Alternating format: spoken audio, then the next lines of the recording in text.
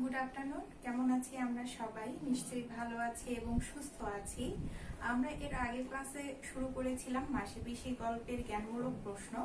আজকেও আমরা বেশ কয়েকটি জ্ঞানমূলক প্রশ্ন পড়ব এবং এর সঙ্গে গুরুত্বপূর্ণ কিছু অনুধাবনমূলক প্রশ্ন পড়ব। তাহলে আমরা প্রথমেই শুরু করব কয়েকটি জ্ঞানমূলক প্রশ্ন।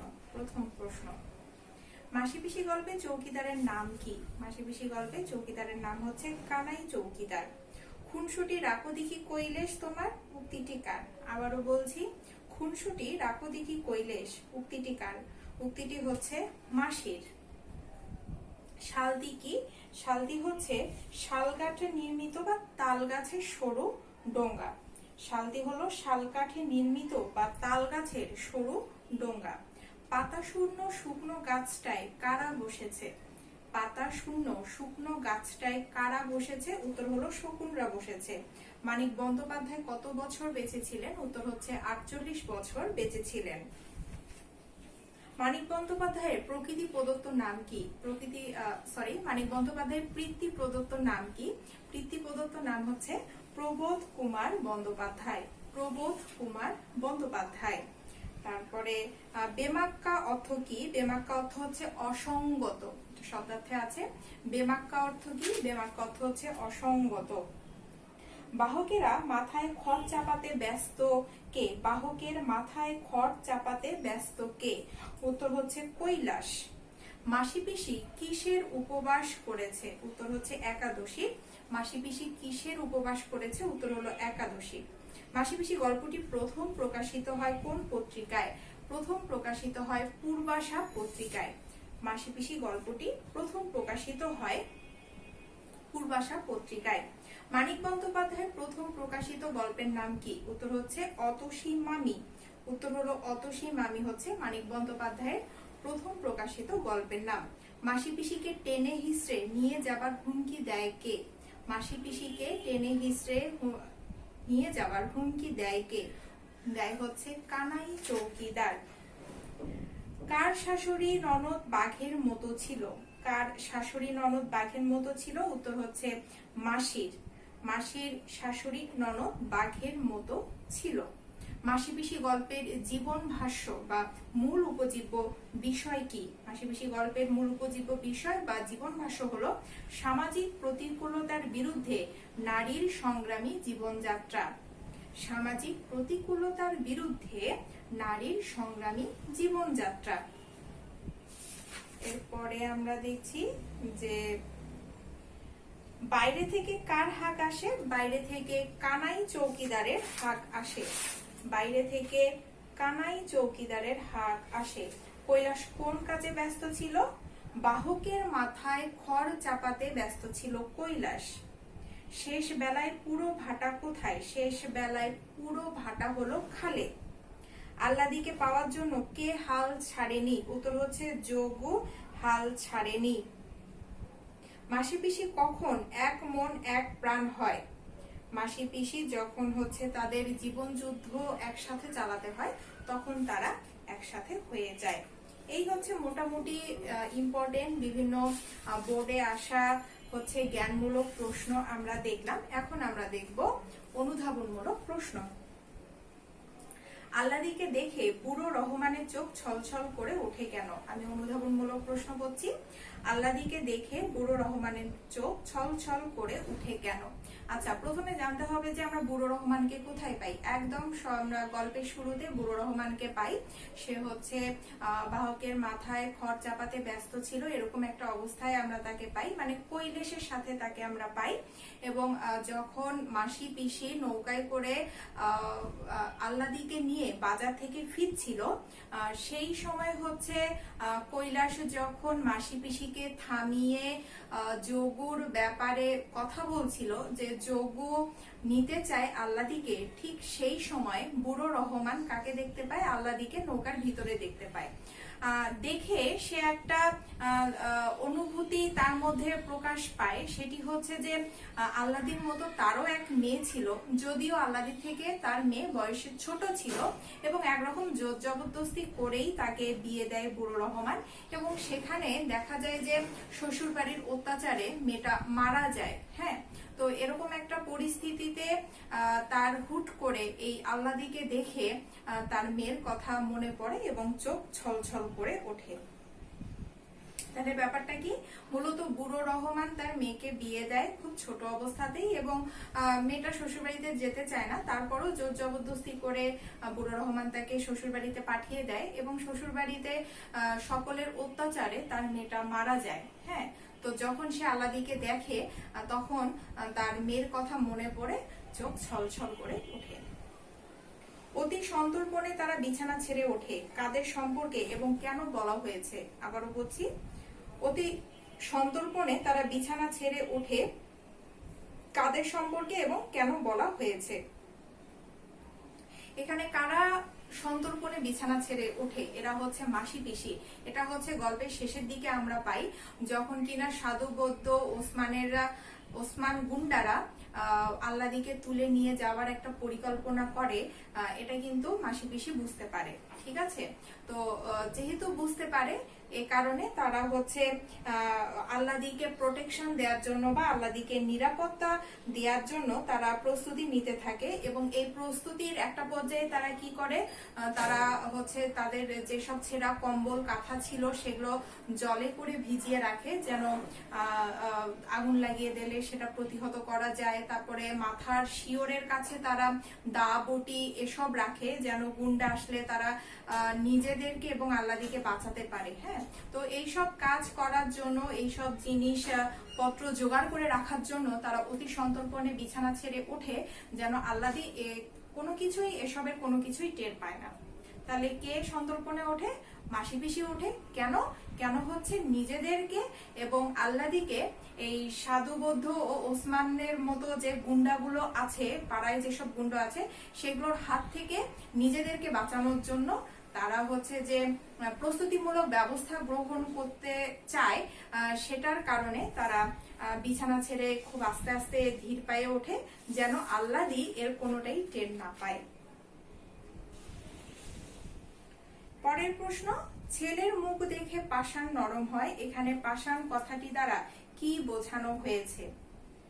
ছেলের মুখ দেখে পাষাণ নরম হয়, এই কথাটা মূলত পিসি বলে। হ্যাঁ, পিসি বলে। কাকে উদ্দেশ্য করে বলে? আল্লাদিকে উদ্দেশ্য করে বলে। কেন বলে? যখন দেখা যায় যে পিসির যখন ঘর সংসার ছিল, তখন হচ্ছে পিসির উপর তার পরিবার পরিজন, তার যে স্বামী ছিল, সে প্রচুর রকমের অত্যাচার করত। হ্যাঁ, পিসির উপরে প্রচুর অত্যাচার করত।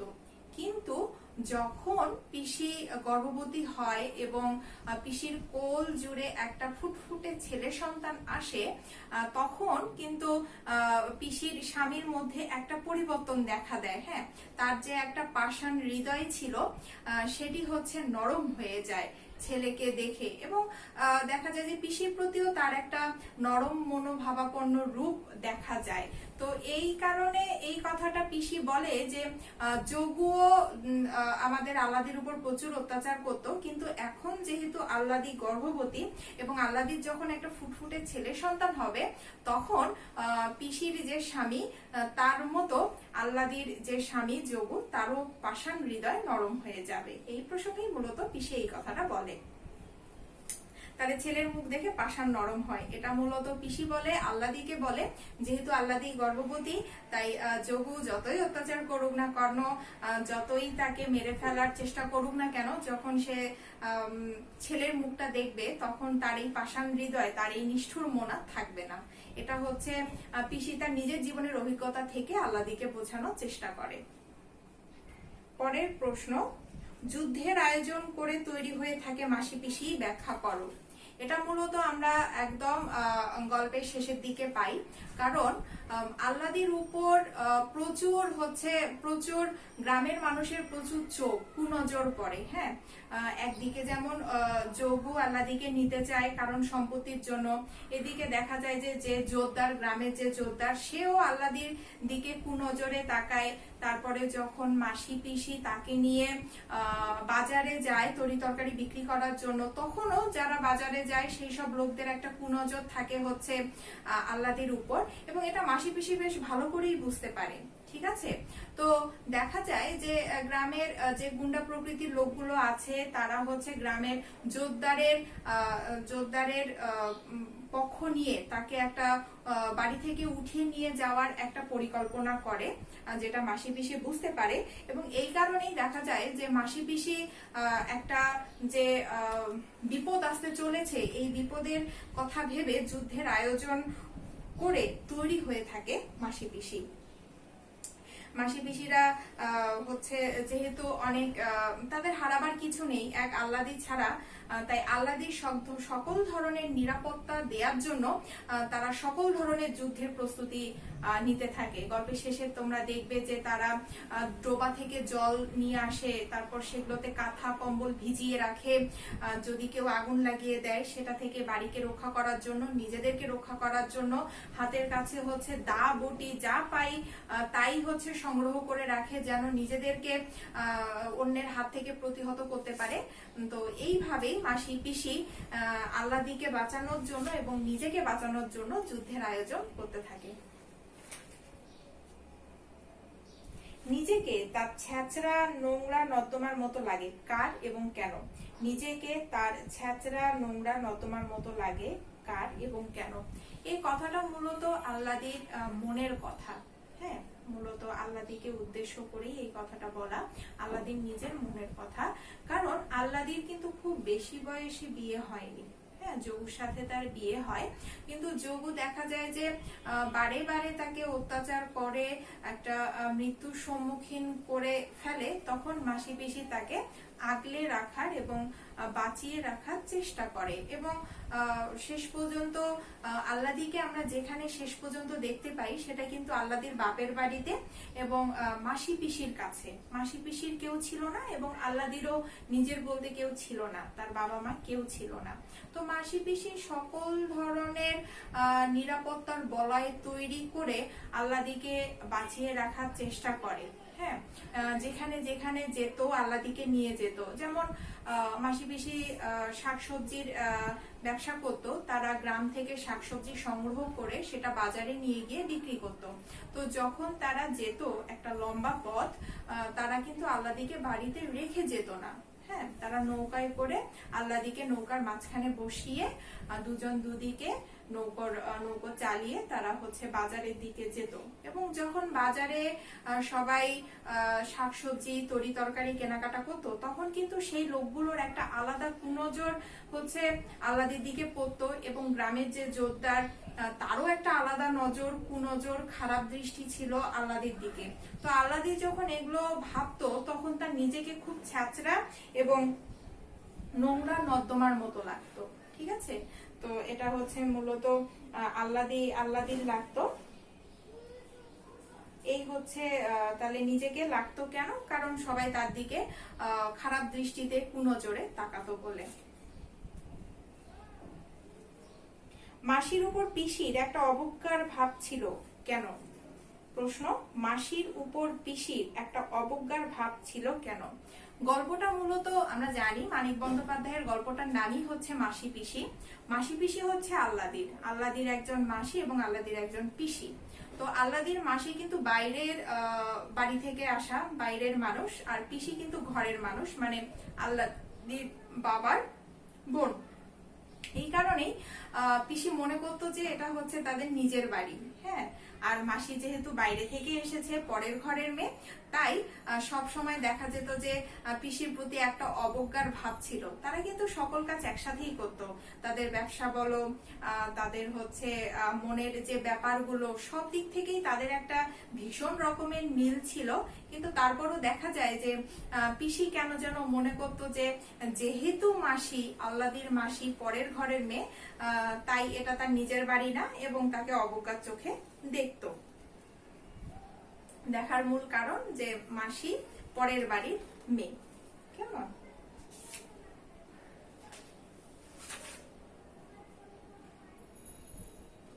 তাদের দুজনেরই এখন আল্লাদি আছে কেন বলা হয়েছে ব্যাখ্যা করো। তাদের দুজনেরই এখন আল্লাদি আছে। কোন দুজনেরই আল্লাদি আছে? মাসি পিসির কথা বলা হয়েছে, কারণ আমরা গল্পের মাঝখানে একটা ব্যাখ্যা পাই যে এক সময় হচ্ছে প্রচুর দুঃখ কষ্ট বা প্রচুর হচ্ছে দুর্ভিক্ষ হয়। সেই দুর্ভিক্ষের সময় আমাদের হচ্ছে মাসি পিসি সকল তাদের যে আপন মানুষরা ছিল সবাইকে হারিয়ে ফেলে, এবং মাসি পিসি তাদের সন্তানদেরকেও হারিয়ে ফেলে, মানে তারা মারা যায়। এবং একটা সময় নিঃস্ব অবস্থায় তারা আল্লাদির বাড়িতে এসে আশ্রয় নেয়, এবং আল্লাদিরও যে মা বাবা ভাই ছিল তারাও কিন্তু সে সময় মারা যায়। তাহলে বেঁচে ছিল তিনজন মানুষ, মাসি পিসি এবং আল্লাদি। হ্যাঁ, তো প্রত্যেকটা মানুষেরই তো বেঁচে থাকার একটা অবলম্বন লাগে। মাসি পিসি সেই অবলম্বনটা হয়ে গিয়েছিল আল্লাদি। আল্লাদিকে নিয়ে তারা সবসময় ব্যস্ত থাকতো। আল্লাদির কোনটাতে ভালো হবে, কোনটাতে মন্দ হবে, সব ব্যাপারেই তারা চিন্তা ভাবনা করতো। তাকে কিভাবে একটা ভালো জীবন দেয়া যায় সেই নিয়ে চিন্তা করতো, এবং তারা নিজেদের অস্তিত্বকে রক্ষা করার জন্য হচ্ছে শহরে বাজারে গিয়ে তরি তরকারি বিক্রি করতো, এবং তারা এভাবে জীবিকা নির্বাহ করতো। এবং তিনজন মানুষ এভাবে অনেক সাহসের সঙ্গে কিন্তু বেঁচে ছিল। তাই দেখা যায় যে যেহেতু মাসি পিসির কেউ ছিল না, তারা সর্বহারা হয়ে এসেছে, তাই তাদের হচ্ছে এখন একজনই আছে, সেটা হচ্ছে আল্লাদি।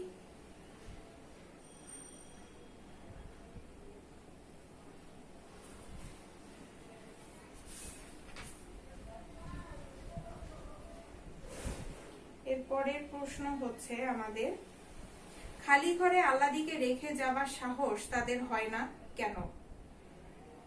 খালি ঘরে রেখে যাওয়ার সাহস হয় না, প্রথমত আল্লাদি হচ্ছে একটা মেয়ে মানুষ, কম বয়সী মেয়ে। তারপরে হচ্ছে আল্লাদি গর্ভবতী ছিল, মানে অসুস্থ ছিল, এবং যেহেতু বিভিন্ন মানুষের একটা খারাপ দৃষ্টি আল্লাদির উপর ছিল, তাই সবকিছু মিলিয়ে মাসি পিসি কোনোভাবেই আল্লাদিকে একা ঘরে রেখে যাওয়ার সাহস পেত না। তারা যেখানে যেখানে যেত আল্লাদিকে ঠিক সেখানেই নিয়ে যেত, এবং মানুষের যে খারাপ নজর সেটা থেকে আল্লাদিকে বাঁচানোর চেষ্টা করত মাসি পিসি। যেহেতু মাসি পিসিও নারী ছিল, তাই তারা নারীর প্রতি যে খারাপ মানুষের একটা খারাপ কুদৃষ্টি, এটা তারা ভালো বুঝতে পারতো, এবং কিসে আল্লাদিকে নিয়ে ভয় হতে পারে বা আল্লাদির বিপদ হতে পারে, এটা কিন্তু মাসি পিসি আগে থেকেই বুঝতে পারতো।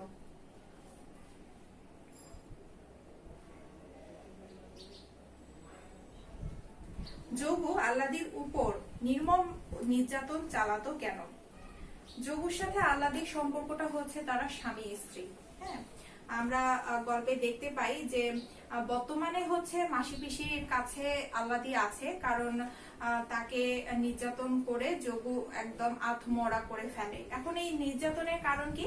নির্যাতনের কারণ হলো এক পুরুষ শাসিত সমাজ, এবং দ্বিতীয়ত হলো আল্লাদির বাবার কিছু জমির অংশ ছিল, যেটার প্রতি হচ্ছে যোগুর একটা আলাদা লোভ ছিল। হ্যাঁ, আর এই জমিটুকু হাতিয়ে নেওয়ার জন্যই দেখা যায় যে আল্লাদির উপর যোগু বিভিন্ন সময়ে বিভিন্ন ধরনের অত্যাচার চালাতো। এটাই মূলত কারণ।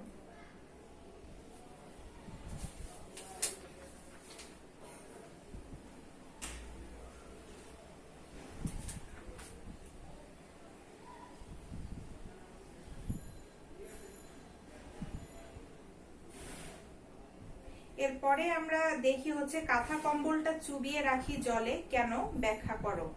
প্রশ্ন হচ্ছে কাঁথা কম্বলটা চুবিয়ে রাখি জলে কেন, ব্যাখ্যা করো।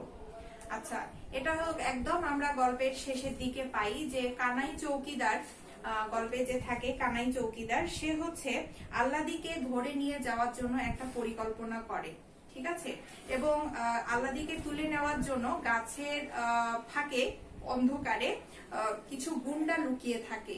যে কানাই চৌকিদার এসে বলে যে মাসি পিসিকে দারোগা ডেকেছে, সরকারবাবু ডেকেছে, তাদেরকে ওখানে যেতে হবে। তো সেই সময় যদি আল্লাদিকে একা পেয়ে যায়, তখন হচ্ছে যে গুন্ডা প্রকৃতির লোকেরা আছে, সাধুবদ্ধ ওসমান, তারা হচ্ছে আল্লাদিকে তুলে নিয়ে যাবে। তো এটা কোনো না কোনো ভাবে আমাদের মাসি পিসি আঁচ করতে পারে। আঁচ করার কারণে তারা কি করে, একটা সময় হচ্ছে যে পাড়া প্রতিবেশীরা থাকে তাদেরকে ডাকতে শুরু করে। হ্যাঁ, যে তাদের বিপদ হচ্ছে, এজন্য যেন পাড়া প্রতিবেশীরা এগিয়ে আসে। এবং একটা সময় দেখা যায় যে সত্যি সত্যি কিছু পাড়া প্রতিবেশী এগিয়ে আসে, কারণ তাদের সেই গ্রামের জোরদার, কানাই চৌকিদার, এদের সকলের প্রতি একটা রাগ ছিল। সেই রাগ থেকেই কিন্তু তারা আসে এবং যখন তারা দৌড়ে আসে তখন কিন্তু কানাই চৌকিদাররা ভয় পেয়ে পালিয়ে যায়। ঠিক আছে, কিন্তু মাসি পিসি বুঝতে পারে যে এটাই শেষ নয়, এটাই শেষ বিপদ নয়, আরো বিপদ হবার আশঙ্কা রয়েছে এবং বিপদ হবে, এবং সেই বিপদ থেকে নিজেদেরকে কিভাবে রক্ষা করা যায় সেই রক্ষা করার কৌশল হিসেবে নিজেদেরকে রক্ষা করার জন্য তারা মূলত কি করে, কাঁথা কম্বল ভিজিয়ে রাখে। ঠিক আছে, এই হচ্ছে তাদের যুদ্ধের প্রস্তুতি। নিজেদের যে তারা যে তিনজন নারী আছে, মাসি পিসি এবং আল্লাদি, তো এই তিনজনকে রক্ষা করার দায়িত্ব মূলত নিজেদেরই, মূলত মাসি পিসির। আল্লাদি তখন অসুস্থ ছিল, গর্ভবতী মেয়ে, এ কারণে তাকে রক্ষা করার জন্য মূলত মাসি পিসি এই যুদ্ধের আয়োজন করে তৈরি থাকে। এই হচ্ছে মূলত মাসি পিসি গল্পের বেশ কয়েকটা হচ্ছে গুরুত্বপূর্ণ অনুধাবনমূলক প্রশ্ন, যেগুলো বিভিন্ন সালের বিভিন্ন বোর্ডের পরীক্ষায় এসেছে। তো আশা করি তোমাদের এগুলো কাজে লাগবে। আমি হচ্ছে তোমাদেরকে কেন কি এইটুকু ব্যাখ্যা করে বললাম, বাকিটুকু তো তোমরা সুন্দর করে গুছিয়ে অবশ্যই পরীক্ষায় লিখবে এবং অবশ্যই গল্পটা ভালো করে পড়বে। যখন তুমি গল্পটা ভালো করে পড়বে তখন দেখবে যে যেখান থেকেই প্রশ্ন আসুক না কেন তুমি কিন্তু সেটা সুন্দর করে গুছিয়ে লিখতে পারবে। আর মাসি পিসি এমন কোনো কঠিন গল্প নয় এবং বড় গল্পও নয় যে তোমরা বুঝতে পারবে না। তাই 2-3 বার মনোযোগ দিয়ে পড়বে এবং যে গুরুত্বপূর্ণ প্রশ্নগুলো আমি বললাম সেগুলো আন্ডারলাইন করবে এবং কোন ঘটনার প্রেক্ষিতে কেন, কে, কি কারণে বললো সেটা একটু ভালো করে মনোযোগ দিয়ে বোঝার চেষ্টা করবে। কেমন? তো মাসি পিসি গল্প আমরা শেষ করছি, পরের দিন নতুন পড়া নিয়ে আমরা আবার আসবো। সেই অবধি তোমরা সবাই ভালো থাকবে, সুস্থ থাকবে। ধন্যবাদ।